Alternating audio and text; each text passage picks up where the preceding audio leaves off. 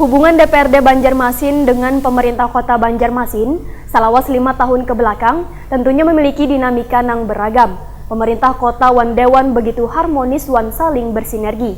Permasalahan apapun bisa diselesaikan dengan baik supaya visi misi untuk menjadikan Banjarmasin Barasi wan nyaman bisa terwujud.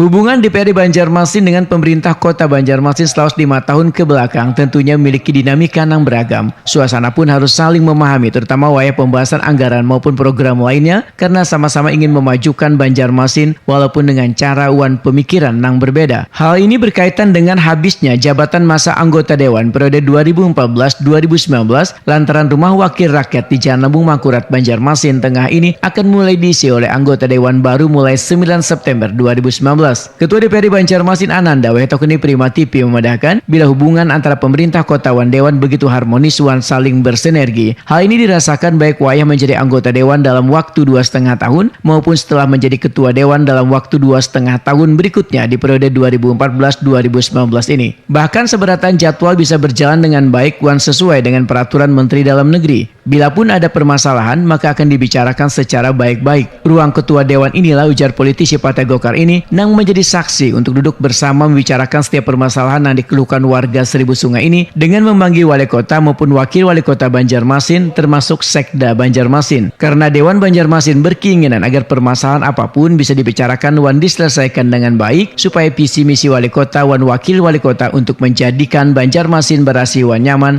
bisa terwujud. Wan kondusivitas kota pun tetap terjaga. Ananda pun menyatakan banyak suka wan duka selawas menjadi ketua DPRD Banjarmasin karena datangnya lebih pagi, wan buliknya pun paling malam lantaran banyak kewajiban yang harus dipenuhi seperti surat menyurat. Di sisi yang lain harus bisa membagi waktu dalam menjalankan tugas karena di kantor wakil rakyat ini terdiri dari 2 komponen, yaitu pegawai negeri sipil yang menjalankan administrasi wan anggota dewan yang menjalankan sisi politiknya, sehingga harus bisa membagi waktu antara menjalankan sistem administrasinya yang juga dibantu sekwan ataupun menjalankan sistem politiknya untuk berkomunikasi dengan Pemko Banjarmasin. Sedangkan sesama anggota dewan, ujar Ananda, setelah 5 tahun berjalan pasti ada riak-riaknya. Namun permasalahan tersebut adalah hal yang biasa karena semuanya memiliki niat yang baik. Wan keharmonisan pun tetap terjaga antar sesama anggota dewan.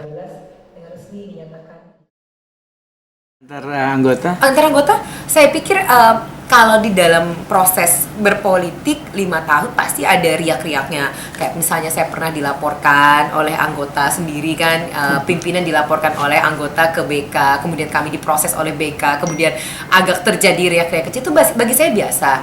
Tapi yang penting adalah semuanya memiliki niat baik. Dan alhamdulillah kan semuanya bisa terselesaikan, semuanya bisa senyum kembali.